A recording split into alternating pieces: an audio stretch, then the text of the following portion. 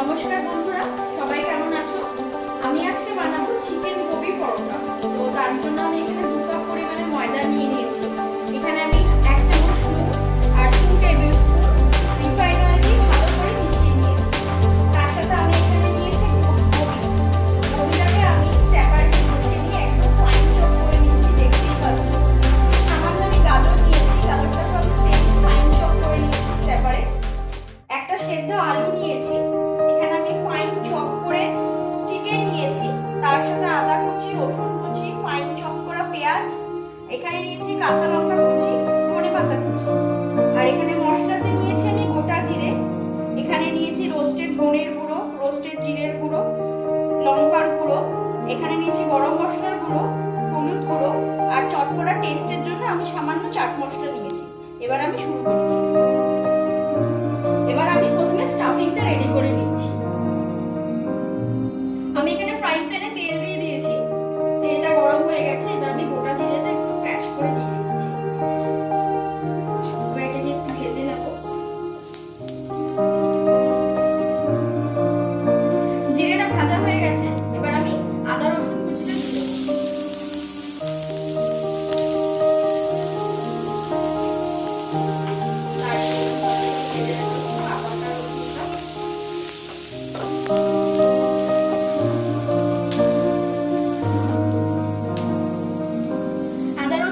হয়ে গেছে, এবার আমি পেঁয়াজ কুচিটা দিয়ে দিচ্ছি।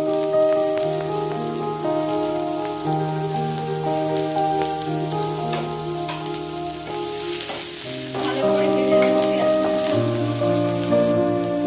এবার আমি 1/2 চামচ নুন দিয়ে দিচ্ছি, আপনারা আপনাদের স্বাদ অনুযায়ী নুনটা দেবেন। এবার আমি চিকেনটা দিয়ে দিচ্ছি, ভালো করে মিশিয়ে দেবো চিকেনটা।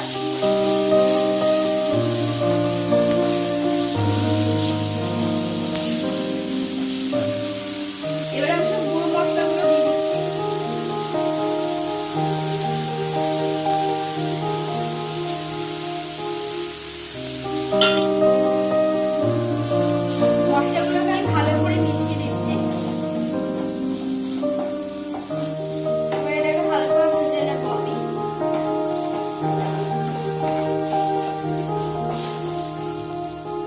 এবার আমি গোবি ও বাঁধাকপিটা দিয়ে দেবো, আর সাথে গাজরটাও দিয়ে দিচ্ছি।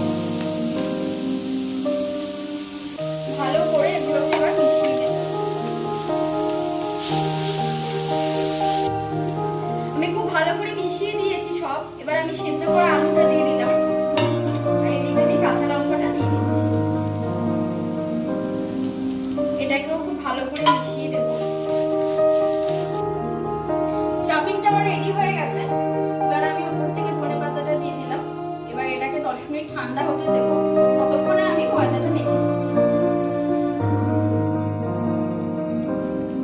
ময়দাটা আমি খুব ভালো করে মেখে নিয়েছি। এবার সামান্য একটু রিফাইন তেল আমি ওপর থেকে দিয়ে ময়দাটাকে আধ ঘন্টা রেস্টে রেখে দিচ্ছি। ময়দাটা আমি আধ ঘন্টা রেস্টে রেখেছিলাম, দেখুন ময়দাটা কত সফট হয়েছে। এবার আমি এটার থেকে লেচি কেটে নেব। আমি 2 কাপ ময়দা দিয়ে 5খানা লেচি কেটে নিয়েছি।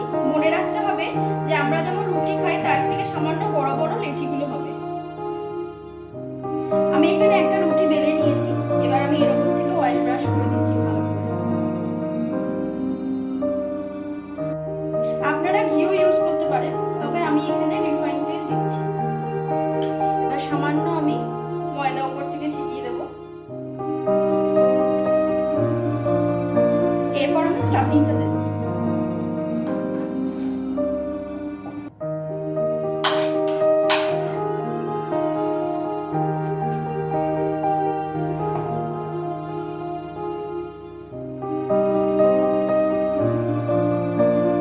স্টাফিংটা আমি দিয়ে দিয়েছি, যেহেতু আমি ত্রিকোণ করবো ওই জন্য সাইডগুলোকে ফাঁকা রেখেছি।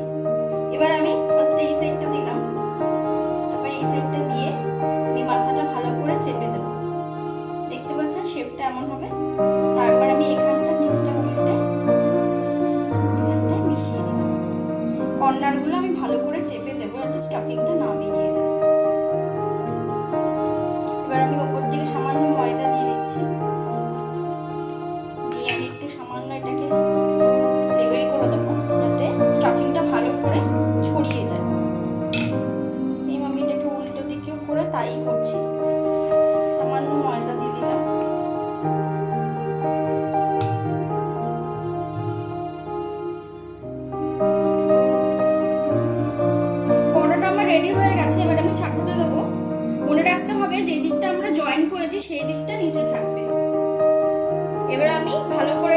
নিয়ে নেব 2 পিট করে, তারপর আমি তেল দেব। একটা সাইড আমার সেকা হয়ে গেছে, তাই আমি আরেকটা সাইড উল্টে দিয়েছি। এবার আমি অয়েল ব্রাশ করে দিচ্ছি। মনে রাখতে হবে এটা মিডিয়াম লো স্টিমে ভালো করে ভাজতে হবে। হাই স্টিম দিলে কিন্তু পরোটাটা পুড়ে যাবে আর ভেতরের স্টাফিংটা ভালো হবে না। মিডিয়াম লো স্টিমে এটাকে ভেজে নিতে হবে ভালো করে। এবার আমি এই দিকটাতে অয়েল ব্রাশ করে দিচ্ছি। মিডিয়াম লো স্টিমে হালকা হালকা করে আমরা এটাকে ভাজবো, যাতে ভালো করে ভেতরটাও ভাজা হয়ে যায় আর এটা দেখতেও খুব সুন্দর লাগে।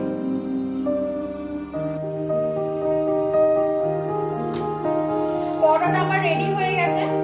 এবার আমি এটাকে নামিয়ে নিচ্ছি। এভাবে আমি সবকটা পরোটা ভেজে নেব। পরোটাগুলো সব ভাজা হয়ে গেছে। আমি এখানে সালাড কেটে নিয়েছি। এটা আপনারা ভেজ নন ভেজ দুরকম ভাবেই খেতে পারেন। রান্নাটা ভালো লাগলে চ্যানেলটা সাবস্ক্রাইব করতে পারেন, লাইক করতে পারেন, শেয়ার করতে পারেন। Thank you. সবাই খুব ভালো থাকবেন। টাটা।